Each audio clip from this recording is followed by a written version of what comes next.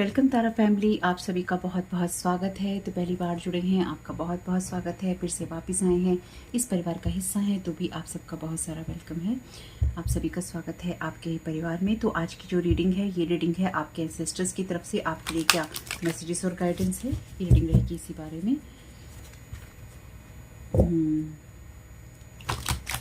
Thank you so very much dear ancestors, आप जो भी गाइड करना चाहते हैं सभी व्यूअर्स को।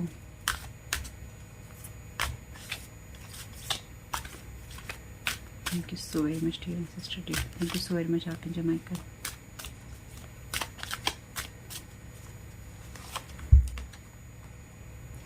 Don't be afraid. तो आपके एंजल तो आपको सबसे पहले जो आपके एंसेस्टर हैं जो मैसेज देना चाहते हैं वो ये कहना चाहते हैं कि डरने की कोई ज़रूरत नहीं है। मे बी आपको डार्कनेस से बहुत डर लगता है, या फिर आपको ये लगता है कि अगर लाइफ में अंधेरा होगा तो क्या होगा। अपनी डेस्टिनी की एनर्जी से आप में से कुछ लोगों को या तो डर लगता है या फिर आप अपनी डेस्टिनी को लेकर परेशान हैं। Thank you so very much dear ancestors, क्या गाइड करना चाहते हैं। Now I have no pain. आपके एंजल्स आपको आपके 2-3 बार ऐसा हो गया जो एंजल्स निकलते निकलते बचा एंसेस्टर्स की जगह। तो आप में से कुछ लोगों के एंसेस्टर आपके लिए एंजल की तरह हैं, यानी कि आपके गार्डियन एंजल की तरह कह लीजिए, या फिर एंजल की तरह आपको गाइड कर रहे हैं, या फिर एंजल की तरह वो आपको एंजल की तरह मानते थे, या हो सकता है आपको एंजल भी कहते हों या मानते हों, या आपसे बहुत प्यार करते हैं, आप उनके लिए एंजल की तरह हैं, ठीक है, या फिर वो आपके लिए एंजल हो गए हैं। कुछ ऐसी एनर्जीज हैं। आपके एंसेस्टर आपको यहाँ पे गाइड करना चाहते हैं क्योंकि पितृपक्ष भी चल रहा है। आप में से कुछ लोगों को बताना चाहते हैं कि मे बी आप में से कुछ लोगों के जो पितृ हैं वो स्टोन हार्टेड होंगे, कुछ लोगों के लिए, डेफिनेटली सबके लिए नहीं।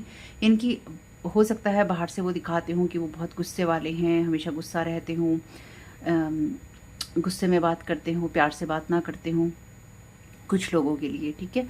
तो अगर वो ऐसे थे आपके लिए तो भी आपको उनके सॉफ्ट हार्ट के बारे में पता है, या फिर आपको ये पता है कि वो सॉफ्ट हार्टेड थे या वो थी। मेल फीमेल कोई भी हो सकते हैं, इसलिए इसी हिसाब से देखिएगा।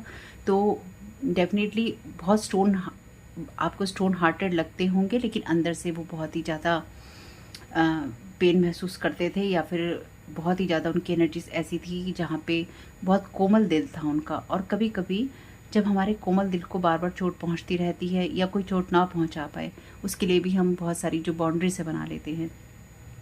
तो मे बी उनको कुछ भी ऐसा लगता होगा जहाँ पे उनको रूल रेगुलेशन फॉलो करवाने हैं, जहाँ पर उनको लगे कि कोई हर्ट ना करे, या फिर जहाँ पे उनको नियम कानून घर में चलाकर चीज़ों को सही रखना है। कुछ भी ऐसा हो सकता है, लेकिन यहाँ कुछ ऐसी एनर्जीज हैं जहाँ पे आप में से कुछ लोगों को ये रियलाइज़ है कि अगर वो स्टोन हार्टेड बनते भी थे पर वो नहीं थे, और अगर उनकी कोई ऐसी डेथ हुई जिसमें कि वो डेफिनेटली पेनफुल डेथ थी उनकी, जिसमें उनको बहुत परेशानी हुई, या फिर उन्होंने लास्ट टाइम में अपने बहुत कष्ट झेला किसी भी सिचुएशन में किसी भी कारण से, तो वो पेन में नहीं है। और बहुत ही ज़्यादा रोज़ी एनर्जीज हैं उनकी। इनकी जैसे किसी चीज़ को उन्होंने पा लिया, जैसे किसी मकाम को उन्होंने पा लिया, जैसे किसी चीज़ को देख के खुश हैं, ब्लेस्ड हैं, मतलब खुद को वो ब्लेस्ड महसूस कर रही हैं। कुछ ऐसी एनर्जीज हैं। Thank you so very much dear ancestors. आपकी डेस्टिनी में आपके एंसेस्टर का बहुत बड़ा रोल है, बहुत बड़ा रोल है। कि जो मैसेज भी चैनल हो रहे हैं ना, I am standing right next to you. Thank you so very much dear ancestors. मैंने कहा ना, आपके साथ ही हैं वो, जो मुझे यहाँ महसूस हो रहा था, आपके साथ में है, आपको ब्लेस कर रहे हैं। चाहे उनको पेनफुल डेथ मिली हो, लेकिन डेफिनेटली वो यहाँ पे आपसे कह रहे हैं कि किसी भी दर्द से घबराने की ज़रूरत नहीं है, मैं तुम्हारे साथ में हूँ गाइड करने के लिए। लेकिन वो आपके साथ में हैं, ये तो हैं, एंजल की तरह है, और एंजल की तरह आपको गाइड या प्रोटेक्ट करते हैं। मे भी हो सकता है आपके जो एंसेस्टर हैं यहाँ पे, ओके, आपके एंसेस्टर का स्पिरिचुअल वर्ल्ड में बहुत पावरफुल रोल है। खासतौर से ओह माय गॉड, इतने गूज़बम्स आ गए बोलते ही। आपके एंसेस्टर का स्पिरिचुअल वर्ल्ड में कोई बहुत पावरफुल रोल है, खास तौर से आपकी डेस्टिनी को मैनिफेस्ट करने में। I am not dead. Okay, आपके एंसेस्टर यहाँ पे स्पिरिचुअल वॉरियर की तरह है, यानी कि आपके ओ माय गॉड, ये एनर्जीज तो बहुत अच्छी हैं। एक्चुअली अगर आप में से कुछ लोगों ने एक पुराना वीडियो मेरा देखा हो, ये कुछ वैसी ही एनर्जीज हैं जिसमें मैंने कहा था कि आपके कुछ शक्तिशाली पूर्वज आपकी रक्षा कर रहे हैं। उसमें मैंने बोला था कि अंडरवर्ल्ड में सिर्फ हमारे एंसेस्टर नहीं होते, कभी कभी हम अंडरवर्ल्ड की जो एनर्जीज होती हैं ना, वो एनर्जीज ऐसी होती हैं जहाँ पे आपके सिर्फ एंसेस्टर नहीं होते, आपकी पिछली जो लाइफ्स होती हैं, पुराने जो जन्म होते हैं, वहाँ के भी आपके बर्थ के कुछ एंसेस्टर होते हैं, या फिर आपने जो पुराने जन्मों में किया होता है वो एनर्जीज भी। तो जो लोग भी आपके ऊपर स्पेल वर्क वगैरह करते हैं या फिर आपकी एनर्जीज को बार बार ख़राब करने की कोशिश करते रहते हैं, और जब वो आपके ऊपर स्पेल वर्क के द्वारा पिटिशंस वगैरह जगाते रहते हैं, स्पेल वर्क करते रहते हैं, तो एक टाइम ऐसा आता है और आया भी है, यानी कि सब लोगों की एनर्जीज में ऐसा टाइम आया है जब फेडअप हो गए हैं सब लोग। डिवाइन फेडअप हो गए हैं, यूनिवर्स फेडअप हो गया है, एंसेस्टर फेडअप हो गए हैं, एंजल्स फेडअप हो गए हैं, मतलब टोटली फेडअप बैठे हैं कि भाई कर क्या रहे हो तुम लोग, है ना। जो लोग कर रहे हैं उनकी एनर्जीज में, क्योंकि एक ना जैसे कि अति से बहुत बाहर और बहुत पार बात बहुत पहले ही जा चुकी है, यानी कि अति तो बहुत छोटा शब्द है जितना इन लोगों ने आपके लिए किया है। तो आपके एंसेस्टर जो भी रहे होंगे, आपके पूर्वज, वो डेफिनेटली पावरफुल आपके एंसेस्टर हैं, या वो पावरफुल एंजल आपके पावरफुल एंजल बन गए हैं, आपके पावरफुल एंसेस्टर बन गए हैं। चाहे ये लोग आपको नुकसान पहुंचाने की कोशिश कर रहे हैं, और कभी कभी जैसे ये होता है ना कि कभी कभी जैसे कि ये होता है कि एक ही घर के लोग हैं, यानी कि आपके परिवार में से आपके ऊपर कोई कुछ करने की कोशिश कर रहा है, या फिर आपको कोई नुकसान पहुंचाने की कोशिश कर रहा है। अब ये हो कि वो भी मेरे एंसेस्टर, हमारे भी एंसेस्टर वही हैं जो तुम्हारे एंसेस्टर हैं, ऐसा नहीं होगा। ऐसा इसलिए नहीं होगा क्योंकि जब आप कुछ गलत कर रहे हैं अपने ही ब्लड के साथ में, तो वो जो एंसेस्टर है ना, वो भी फेडअप तो होंगे ना, क्योंकि अपने परिवार को, जो उनकी वंशावली है, आप उसको डिस्ट्रॉय कर रहे हैं, खुद की वंशावली को डिस्ट्रॉय कर रहे हैं। ये ना बहुत मैसेज स्ट्रॉन्ग मेरे पास डाउनलोड भी हुआ था कि जब कर्स की एनर्जीज होती हैं ना, जैसे जनरेशनल कर्स होते हैं, तो जो लोग भी परिवार के ऊपर बार बार लगातार अटैक करते हैं, यानी कि जो लोग अपने परिवार के ऊपर ही बार बार अटैक करते हैं, चाहे अपने भाई बहनों पे, अपने माता पिता पे, या माता पिता अपनी संतान पे, या फिर बच्चे अपने माँ बाप पे, या फिर भाई बहनों पे, या रिश्तेदार करते हैं, खासतौर से जो ब्लड रिलेशन में होते हैं, तो वो इसलिए ही करते हैं क्योंकि उनके ऊपर जनरेशनल कर्स होता है ये करने का, यानी कि उनको किसी ना किसी सिचुएशन में किसी ना किसी ने इस कर्स में डाला होता है कि आप अपने ही परिवार का अपने ही हाथों सर्वनाश करोगे और हमेशा करते रहोगे ताकि वो अपनी डेस्टिनी को ना पा सके। जब भी परिवार में, जैसे कहते हैं, एक अगर फलता फूलता है तो वो औरों को भी मौका मिलता है, या फिर वो एनर्जी आ पाती है। लेकिन अगर परिवार में एक आप ही हैं जो फल फूल रहे हैं, या फिर आप सही एनर्जीज में जा रहे हैं, तो वो लोग आपको क्यों अटैक करते हैं? वो लोग आपको इसलिए ही अटैक करते हैं क्योंकि ये जनरेशनल कर्स है एक, आपने उसको ब्रेक करना चूज़ किया तो आप बाहर निकल गए। लेकिन जब अदर लोगों ने ये चूज़ किया सबकॉन्शियसली, डेफिनेटली, क्योंकि उनको पता भी नहीं है कि ये एक एनर्जी कर्स की तरह है कि वो अपने ही परिवार के ऊपर लगातार अटैक करेंगी, या जो आगे बढ़ने की कोशिश करेगा उसको खराब करेंगी। क्योंकि इसका इफेक्ट क्या होगा? अगर आप अपने ही परिवार के किसी सदस्य को, अपने ही डीएनए को, अपने ही ब्लड को अगर आप खत्म करने की कोशिश करेंगे, खराब करने की कोशिश करेंगे, डिस्ट्रॉय करने की कोशिश करेंगे, तो वो तो घर खानदान में ही रहने वाला है ना, वो बाहर थोड़ी ना किसी और के पास में जाएगा, वो तो घर खानदान में ही रहेगा। क्योंकि जब भी चाहे अदर लोगों के साथ मिलके किया जाए, कोई प्लानिंग प्लॉटिंग की जाए, चाहे कोई मदर करे, सिस्टर करे, ब्रदर करे, फादर करे, बेटी करे, बेटा करे, कोई भी करे, जो लोग भी इसमें इन्वॉल्व हो जाते हैं, खासतौर से जो बहुत क्लोज ब्लड रिलेशन के होते हैं, उस सिचुएशन में यही होता है कि एंसेस्टर्स की वो जो लाइन है ना, वो ब्रेक हो जाती है एंसेस्टर्स की। देखिए, ये मेरी समझ है, ठीक है, ये मेरे को चैनल मैसेज है जो मैं बता रही हूँ। अब आप कहीं और सुने और इसको लेकर डिस्कस करें तो उसका कोई यूज़ नहीं है कि इन्होंने ऐसा कहा और उन्होंने वैसा कहा। जो मुझे चैनल हुआ और जो मुझे समझ में आया मैं वो बता रही हूँ। ये कोई डिस्कस करने का विषय नहीं है। आपको समझ में आती है मेरी बात तो ले लीजिएगा, समझ लीजिएगा, और इन कामों को नहीं कीजिएगा। नहीं समझ में आती है तो जो मर्जी आप करते रहिए, ठीक। मेरा काम है सिर्फ आप लोगों को गाइड करना, वो मैं कर रही हूँ। इसकी ज़्यादा कोई किसी एक्सप्लेनेशन लेने देने में मैं नहीं पढ़ने वाली हूँ। तो यहाँ पे ये चीज़ होती है कि अपनी फैमिली पे लगातार, अपने ब्लड के ऊपर लगातार वार करने के कारण, और वो इसलिए ही करते हैं क्योंकि कुछ लोग जानते हैं फिर भी वो करते हैं कि क्योंकि उन्हें बदला लेना होता है। और कुछ लोग जो नहीं जानते हैं उनको ये नहीं पता होता है कि वो इस कर्ज के अंदर है और उनको इस कर्ज को ब्रेक करना होता है।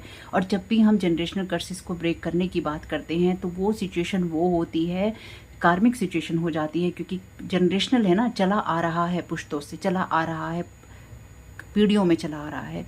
एक इंसान दूसरे इंसान को बचने नहीं देगा। इसका उदाहरण ऐसा ही है। ये बात मैं आपको इस वीडियो में इसलिए बता रही हूँ क्योंकि यहाँ पे ऐसी ही कुछ एनर्जीज हैं, ठीक है। अगर आपको लगे कि वीडियो को रोक कर बीच में बात बता रही हूँ तो ये मैं बात नहीं बता रही हूँ आपको, ये रीडिंग की ही एनर्जीज हैं। क्योंकि अगर आपके एंसेस्टर आपको प्रोटेक्ट कर रहे हैं तो वो दूसरे के अगेंस्ट क्यों है? अगर दूसरा फैमिली का मेम्बर है, ये समझना जरूरी है।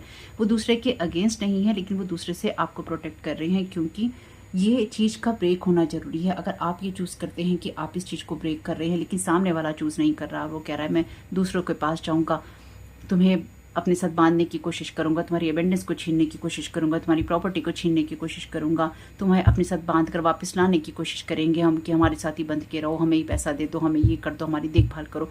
ये इसको करने के लिए जिस भी अलग मोटिव से वो चीज़ों को यूज़ करेंगे, ब्लैक मैजिक के द्वारा या साइकिक स्पिरिचुअल अटैक के द्वारा, बाइंडिंग ब्लॉकिंग के द्वारा, तो क्या है ये है आपके ऊपर वो जनरेशनल कर्ज की एनर्जी जो कि वो छोड़ने के लिए तैयार नहीं, क्योंकि उसको छोड़ने के लिए इनर वर्क लगता है, उसको छोड़ने के लिए शैडो साइड पे अपनी काम करना पड़ता है। और उसको सही रखने के लिए, यानी कि उसको छोड़ने के लिए, अपने ऊपर से हटाने के लिए आपको चॉइसेस करनी पड़ती हैं, जहाँ पर आपको स्ट्रगल में भी जाना पड़ता है।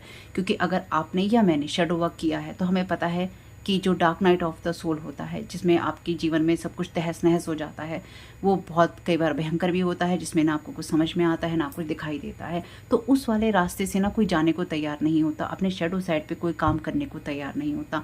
तो लोग उस रास्ते पर आपको भेजते तो जरूर हैं, क्योंकि इन्हीं लोगों की वजह से आप अपने dark night of the soul में जाते हैं, जब आपको पता होता है कि आपको शैडो साइड पे काम करना है। और वो शैडो साइड क्या है और क्यों आपको पलट के वार नहीं करना है, जब आप ये अंडरस्टैंड कर लेते हैं तो लोग डेफिनेटली आपकी काइंडनेस को या आपकी अच्छाई को आपकी वीकनेस समझते हैं, सोचते हैं इसको नॉलेज है फिर भी ये हम पे अटैक नहीं करता या नहीं करती, इसको पता है फिर भी नहीं करता तो इसकी कमी है, भाई इसको करने दो जिसको करना है, हम तो इस पर अटैक करेंगे।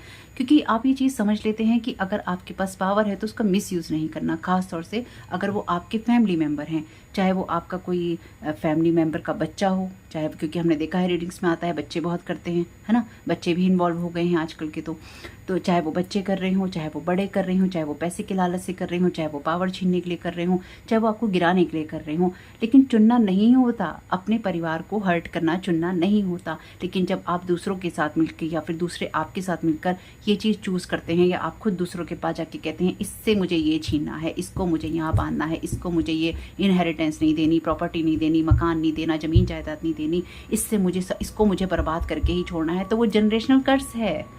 वो जनरेशनल कर्ज है जो कि आपको बाहर नहीं आने देगा, उसमें अपने ही परिवार का सदस्य, अपने ही परिवार के सदस्य को बर्बाद करके रखेगा। और यही वो जनरेशनल कर्ज है जो कि कभी भी आपकी जनरेशन को, आपके परिवार को, आपकी वंशावली को वृद्धि नहीं करने देगा। हमेशा ही एक भाई दूसरे भाई का, एक बहनें आपस में लड़ती रहेंगी, भाई आपस में लड़ते रहेंगे, चाचा भतीजा आपस में लड़ते रहेंगे, माँ बेटियाँ आपस में लड़ती रहेंगी। परिवार में महिलाओं की महिलाओं से नहीं बनेगी, पुरुषों की पुरुषों से नहीं बनेगी। पुरुष अगर होंगे तो वो कहीं ना कहीं डोमिनेट करने की कोशिश करेंगे या वायलेंस करेंगे, जो फीमेल होंगी वो गॉसिप करेंगी, या फिर वो जो इस तरह की परिवार में चीज़ें चली जाती हैं जनरेशनल कर्ज में, वहाँ पे सबसे ज़्यादा जो चीज़ें होती हैं वो होती हैं एक्स्ट्रा मैरिटल अफेयर्स। क्योंकि आपको आपके कैरेक्टर से गिराना है, क्योंकि आपको आपकी जगह से गिराना है, तो हर चीज़ आपकी जनरेशनल कर्ज के अंदर आ जाती है, क्योंकि आपके परिवार को आपके ही हाथों से बर्बाद करने की तैयारी होती है। और ये आपके ऊपर किसी जैसे ये आपके ऊपर कोई भी डाल सकता है, किसी की आह की वजह से किया हो, किसी का दिल किसी ने दुखाया हो, तो उसने कहा हो तेरी आने वाली पुश्तों में भी ये होगा, तेरी आने वाले पुश्ते एक दूसरे से कभी प्यार नहीं करेंगी, तेरी आने वाली पुश्ते बर्बाद अपने हाथों से अपने आप को करेंगी। या फिर कुछ ऐसा किया जाए जिसमें किसी रिचुअल के द्वारा, जिसमें किसी क्रिया के द्वारा वो जनरेशनल कर्ज की ये परिवार अपने हाथों ही अपने आप को बर्बाद करे, ये परिवार कभी बसे नहीं। तो ऐसी चीज़ें हो जाती हैं जनरेशनल कर्ज के अंदर। तो ये मैसेज मुझे डाउनलोड हुआ था, मैंने आपको बता दिया। अब जो यहाँ पे एनर्जी है, I am standing right next to you, ये आपके वो एंसेस्टर हैं जिसमें आपके ही परिवार में आपके ऊपर आपके परिवार के ही लोगों ने अटैक किया और उनको आपके लिए स्टैंड लेना पड़ा। लेकिन ये आप में से कुछ लोगों के लिए बहुत ही कम परसेंटेज में, लेकिन कुछ लोगों के लिए ये आपके वो एंसेस्टर हैं जो कि अदर रियाम से कह लीजिए, अदर लाइफ से कह लीजिए, किसी और अदर दुनिया से कह लीजिए, ये वो हो सकते हैं। क्योंकि डेफिनेटली हमने कोई एक ही जगह तो जन्म नहीं लिया है कि आज यहीं पैदा हुए हैं। हम बहुत सारी यात्राएं करके यहाँ तक पहुँचे हैं। जो ओल्ड सोल हैं, जो ओल्ड सोल हैं, खास तौर से ओल्ड सोल ऐसी थोड़ी ना होती है कि उसने बस यहीं जन्म लिया है। अरे बहुत सारी चीज़ें देखी होती हैं, बहुत सारे रियाम्स में आप एग्जिस्ट करते हैं, बहुत सारे डायमेंशंस में आप होते हैं, बहुत सारी टाइम लाइन्स में आप होते हैं, तब जाके ओल्ड सोल एक ओल्ड सोल बनती है। कोई खाली कहानी थोड़ी ना है ओल्ड सोल की कि ओल्ड सोल है, ऐसा थोड़ी ना होता है। बहुत अच्छी बात है। वो वीडियो नहीं देखा है तो एक बार देखिएगा। Thank you so very much dear ancestor. तो अच्छी एनर्जीज हैं एक्चुअली।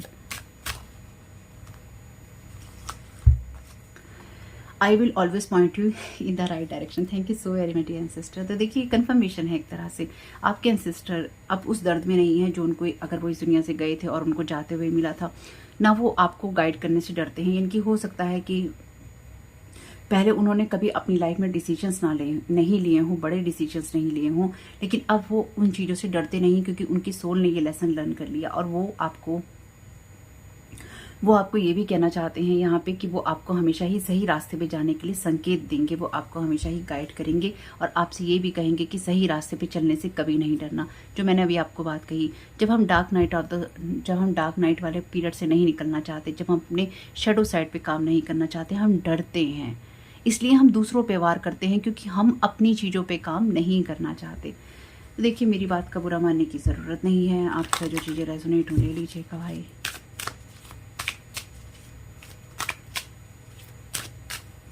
और आप में से कुछ लोगों के एंसेस्टर जो कि डेफिनेटली इस वर्ल्ड के पूर्वज रहे होंगे आपके, उनमें से ना कुछ लोगों को शायद ये एनर्जीज भी आपसे मिलती रही कि आप उनको जज करते हैं या फिर आप उनकी चॉइसेस को लेके क्वेश्चन आपने किया है कि ऐसा क्यों कर दिया, वैसा क्यों कर दिया, कुछ इस तरह की एनर्जीज भी हैं यहाँ पे। I watch over you every day. Thank you so very much dear ancestors. यहाँ पे देखिए मैंने आपसे कहा था ना कि हैं वो, यहाँ पे प्रेजेंस है उनकी। आपके एंसेस्टर लगातार आपकी हीलिंग के लिए, आपके हार्ट को हील करने के लिए, जो कि डेफिनेटली आपके हार्ट को लगातार लोगों ने जो चोट पहुंचाई है, लगातार आपको जो परेशान किया है, वो आपको लगातार देखते हैं, लगातार आपकी हीलिंग करते हैं और वो आपको प्रोटेक्ट करने में वो बिल्कुल भी पीछे नहीं है। यानी कि आपको देखने में, आपकी हीलिंग करने में वो बिल्कुल भी पीछे नहीं है। आपको सही रास्ते में ले जाने के लिए वो बिल्कुल भी पीछे नहीं हट रहे हैं। Remember me by the happy memories we created.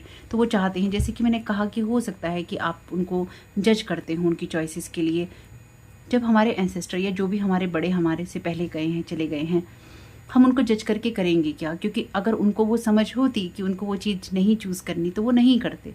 अगर उन्होंने चूज़ की तो उनको दुनिया की वजह से, अपने हालातों की वजह से, या फिर उनको वही समझ थी। सिंपल सी चीज़ है। तो वो चाहते हैं कि आप उनको अच्छी एनर्जीज के साथ में याद रखें, आप उनको इस भावना से याद ना रखें कि आप उनके साथ में कोई बैड मेमोरी रखते हैं। और अगर आपके मन में उनको लेके कोई गुस्सा है, या आपके लिए कोई भी हो सकते हैं, अगर आपके मन में उनकी चॉइसेस को लेके कि वो चूज़ करते तो शायद हमारे जीवन में अच्छा होता, वो चूज़ करते तो शायद हमारे जीवन में ऐसा नहीं होता, तो कोई बात नहीं। उन्होंने जो कुछ भी चूज़ किया, आपको उसको छोड़ना पड़ेगा। अगेन हीलिंग करनी पड़ेगी अपनी उन बातों से जहाँ पे हम लॉजिकल हो जाते हैं, हम चीज़ों को नहीं समझते, हम कहते नहीं ऐसा नहीं है, तुमने नहीं किया तो हम भी नहीं करेंगे और अब हम तुम्हें माफ़ क्यों करें। जब भी लोग ये कहते हैं कि हम माफ़ क्यों करें, तो देखिए सिंपल सी चीज़ है, वो हीलिंग नहीं चाहते हैं। It is not your fault. तो अगर आप उनको लेकर अच्छा नहीं सोचते हैं तो ये आपकी गलती नहीं है। वो यही कह रहे हैं, वो अपनी चॉइसेस के लिए खुद कहीं ना कहीं इस चीज़ को फील करते हैं कि उनकी वजह से या उनकी कुछ चॉइसेस की वजह से आपके लिए प्रॉब्लम हुई है लाइफ में। वो इस चीज़ को रियलाइज़ करते हैं कि जब उन्होंने अपनी सही चॉइसेस नहीं की या फिर सही चॉइसेस वो नहीं कर पाए, तो वो आपको गलत नहीं ठहरा रहे हैं इस चीज़ के लिए। इसलिए कहीं ना कहीं उनके मन में ये दुख रहा है कि अपने लिए उन्होंने सही चॉइसेस नहीं करी अपनी लाइफ में, और उसकी वजह से वो आपके जीवन में वो चीज़ें नहीं हो पा रही या नहीं हो पाई जो होनी चाहिए थी। इसलिए अब वो आपको गाइड करना चाहते हैं सही डायरेक्शन में, या फिर वो आपको चाहते हैं कि आप राइट डायरेक्शन की तरफ जाएं। Life is a series of choices, choose love. देखिए मैंने इतनी सारी बात कही और यही तो कहा कि हमें चूज़ करना होता है, अपनी हीलिंग को चूज़ करना होता है। और यहाँ पे बहुत पावरफुल मैसेज है ये आपके एंसेस्टर का कि हमारी जो लाइफ है वो चॉइसेस की ही सीरीज़ होती है कि हम क्या चूज़ करते हैं। हम अगर अपनी परिवार को हर्ट करना या उस पर अटैक करना चूज़ करते हैं तो ये हम चूज़ करते हैं अपने ही हाथ से अपनी पीढ़ियों का सर्वनाश करना। ये हमें रोकना होता है, किसी ना किसी को ये रोकना होता है। ये हीलिंग हमें करनी होती है जब हमें, और अगर हम ये कहें कि हम तो रोक रहे हैं पर सामने वाला नहीं रुक रहा, अरे आप तो रुकिए, सामने वाला रुक रहा है या नहीं रुक रहा वो उसकी अपनी चॉइस है। Life is a series of choices, choose love. जब तक आप लव को चूज नहीं करेंगे तब तक हीलिंग नहीं होगी, तब तक हैप्पीनेस नहीं होगी, तब तक ग्रोथ नहीं होगी। जो चूज नहीं करेगा भाई डेफिनेटली उसी के लिए नहीं होगी। क्योंकि अगर आप चूज़ नहीं कर रहे हैं या फिर आप आने वाली पीढ़ियों को भी ये संकेत दे रहे हैं या फिर आप उनको भी उस रास्ते पे डाल रहे हैं कि तुम्हें भी बदले लेने हैं, तुम्हें भी इसको नुकसान करना है, तुम्हें भी खून का प्यासा होना है, कहने का मतलब मेरा ये है कि तुम्हें भी ये प्लानिंग प्लॉटिंग करनी है। तो हम कहीं ना कहीं, यानी कि वो लोग कहीं ना कहीं खुद अपनी जनरेशन को उस गड्ढे में धकेल रहे हैं जहाँ पर वो खुद फंसे हुए हैं, यानी कि उनको भी उस गड्ढे में घसीट रहे हैं जहाँ पर वो खुद फंसे हुए हैं। ना वो खुद निकल रहे हैं और ना ही निकलने दे रहे हैं, जबकि एंसेस्टर्स अपनी इसी चॉइसेस की वजह से कहीं ना कहीं पेन महसूस कर रहे हैं कि हमने सही चूज़ नहीं किया तो तुम तो चूज़ कर लो, तुम्हारी गलती नहीं है लेकिन चॉइसेस तुम्हारी हैं। गलती तुम्हारी नहीं है पर चॉइसेस तुम्हारी हैं। चूज़ लव, अपनी सिचुएशन में किसी लव की एनर्जीज को चूज़ करो। माय गॉड, बहुत ही पावरफुल मैसेज है, मुझे उम्मीद नहीं थी और बहुत आभारी होना चाहिए, बहुत ही मुझे उम्मीद नहीं थी इतना पावरफुल मैसेज आएगा, लेकिन thank you so very much sister. तो देखिए जो मैसेज रेजोनेट हो ले लीजिएगा, कुछ भी आपको गाइडेंस मिलती है इस रीडिंग से तो मुझे बहुत खुशी होगी। Patience, I accept that everything happens in divine order. तो एंसेस्टर ये चाहते हैं कि आपको सही दिशा में गाइड कर रहे हैं तो आपको भी पेशेंस अपना दिखाना होगा। यानी कि देखिए हर दिशा में चलने में मेहनत लगती है, कदम लगता है और धैर्य भी लगता है। आपके एंसेस्टर चाहते हैं कि आप सही दिशा में जा रहे हैं लेकिन अपनी मंजिल तक पहुंचने में आपको पेशेंस दिखाना होगा। वो चाहते हैं कि आप अपना धैर्य दिखाएं किसी हीलिंग के अंदर, किसी सिचुएशन के अंदर आप ना तो परेशान हो ना आप घबराएं। In decision I use my intuition in all aspect of life. तो आपके एंसेस्टर चाहते हैं कि आप बिल्कुल अपनी जो इंट्यूशन है उसको लगातार इस्तेमाल कीजिए कि आपको किस दिशा में जाना है और उस दिशा में बढ़ते बढ़ते आप अपनी इंट्यूशंस को भी यूज़ कीजिए। आपके एंसेस्टर आपको किसी भी गलत रास्ते पर नहीं जाने देंगे, आपको किसी भी गलत चीज़ को आपको चूज़ नहीं करने देंगे, लेकिन ये आपको भी चूज़ करना होगा कि आप नहीं करना चाहते हैं। अगर आप करना चाहते हैं तो लगातार आप उस चीज़ को करते रहेंगे और फिर वही चीज़ें अपनी लाइफ में दोहराते रहेंगे जो कि कार्मिक रूप से आती हैं या जनरेशन कर्सेस से आती हैं। Self esteem, I possess gift of the soul that benefit me and others. तो देखिए यही तो इतनी देर से वो कह रहे हैं कि अपने और दूसरों का नुकसान नहीं करना है, ऐसी चीज़ों को करना है या अपने उन गुणों को उभारना है, उस दिशा में जाना है जहाँ पर हम लव को चूज़ करते हैं, जिससे दूसरों को भी फ़ायदा होता है और ख़ुद को भी फ़ायदा होता है। हम अगर किसी को ऐसी मेमोरी से याद करते हैं जहाँ पर हमें ये पता है कि इस इंसान ने हमें हर्ट किया है या इस एंसेस्टर ने या जो भी हमारे पूर्वज गए हैं उन्होंने हमें कहीं ना कहीं हर्ट किया है, इस एक्शन के द्वारा, इस बात के द्वारा, इस कहानी के द्वारा, उनकी वजह से हम हर्ट हुए, तो हमें क्या करना होता है? हमें बस ये चूज़ करना होता है कि हमें वो नहीं करना है जिसकी वजह से ये सब कुछ हुआ। पर वो कह रहे हैं इट्स नॉट योर फॉल्ट, ये आपकी गलती नहीं है, पर आपको लव को तो चूज़ करना होगा ना। ये आपकी गलती नहीं है कि वो आपको ये चीज़ नहीं सिखा पाई या वो आपको उस दिशा में गाइड नहीं कर पाई या वो चॉइसेस नहीं कर पाए। अगर कहीं ना कहीं वो उस लव को नहीं चूज़ कर पाए तो वो चाहते हैं कि आप ये गलती ना करें, आप ये गलती ना करें। वो चाहते हैं कि आप ये गलती ना करें।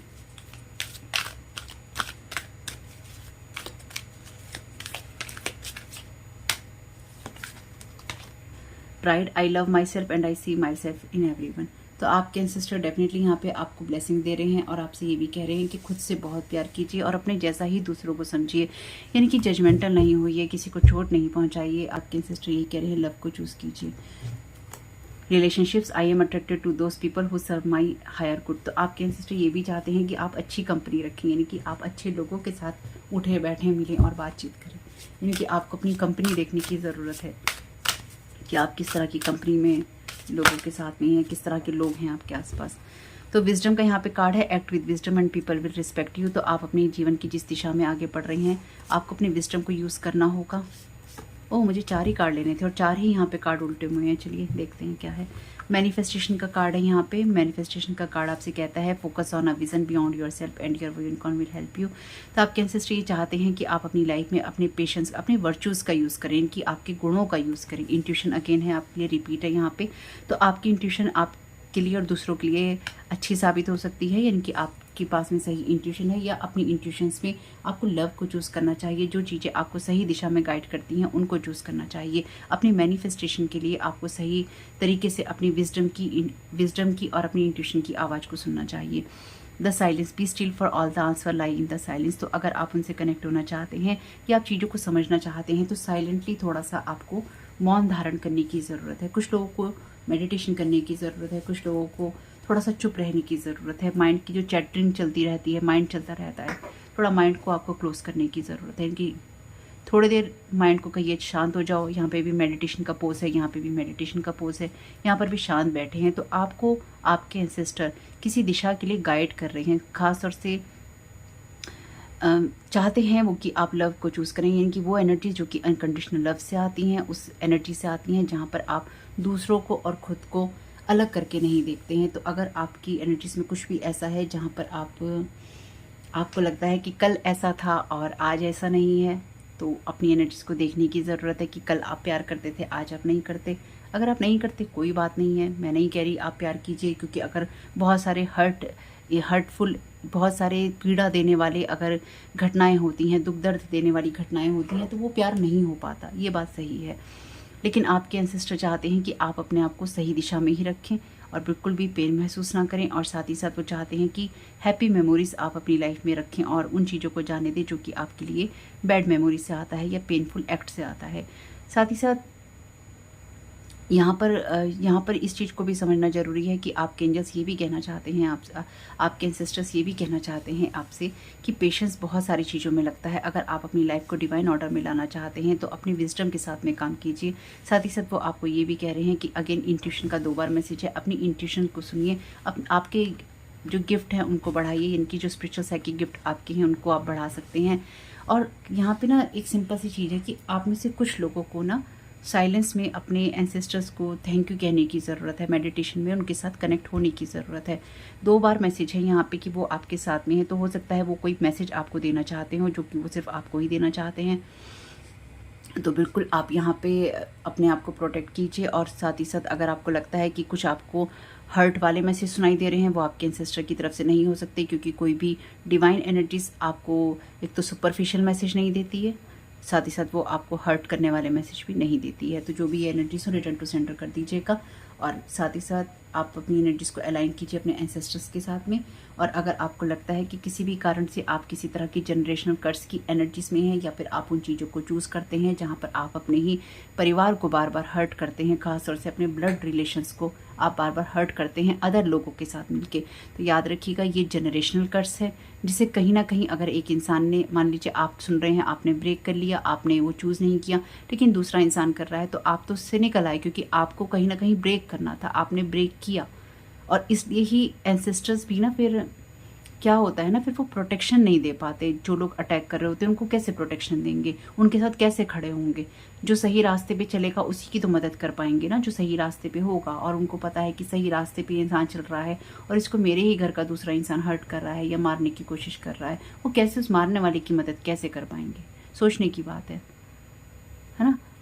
तो यहाँ पे यही एनर्जीज हैं। तो अगर बाई चांस आप वो इंसान है जो कि अपने ही परिवार के लोगों को किसी गॉसिप के द्वारा, किसी स्पेल वर्क के द्वारा, किसी तरह की हर्ट वाली एनर्जी के द्वारा, पीड़ा पहुंचाने वाली एनर्जी के द्वारा आप हर्ट कर रहे हैं, तो मत कीजिए, क्योंकि आपके एंसेस्टर नहीं चाहते हैं आप उन चीज़ों को रिपीट करें। और दूसरा, जैसे मैंने बताया, ये एक जनरेशनल कर्स हो जाता है जो कहीं ना कहीं रिपीट होता रहता है। इसे कहीं ना कहीं किसी ना किसी को ब्रेक करना होता है, बिना चॉइस किए, बिना लव को चूज़ किए, बिना इस बात को चूज़ किए कि हमें इसको ब्रेक करना है, और फिर उसके कॉन्सिक्वेंसेस होते हैं इनकी, आपको ब्रेक करना है। और उसके लिए, क्योंकि ये कार्मिक चीज़ है, किसी के द्वारा या तो कर्ज के द्वारा डाली गई है, क्योंकि जनरेशनल कर्ज है ना, या तो अपने ही परिवार के किसी सदस्य ने कर्ज कर दी, अपने ही परिवार के किसी सदस्य ने बोल बोल के कर्ज कर दिया परिवार को, बद्दुआएं दे दी आने वाली जनरेशन को, या फिर किसी और ने आपकी जनरेशन को, आपके परिवार को बोल बोल के कर्ज कर दिया, या फिर किसी स्पेल वर्क के द्वारा, किसी क्रिया के द्वारा आपके परिवार को कर्ज कर दिया, तो उसमें अपने ही परिवार के सदस्य को, अपने ही परिवार के सदस्य डिस्ट्रॉय करते रहेंगे,